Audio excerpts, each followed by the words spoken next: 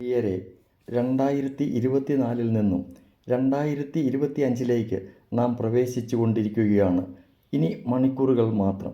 ആയിരം നന്മകൾ നമുക്ക് കഴിഞ്ഞ വർഷത്തിൽ ദാനമായി തന്ന നാഥനെ ഓർക്കുമ്പോൾ ചില ചെറിയ ക്ലേശങ്ങൾ സാരമില്ല. ദൈവത്തിൻ്റെ സ്നേഹത്തിൻ്റെ ആഴം വലിയതും വർണ്ണിക്കാനാവാത്തതുമാണ്.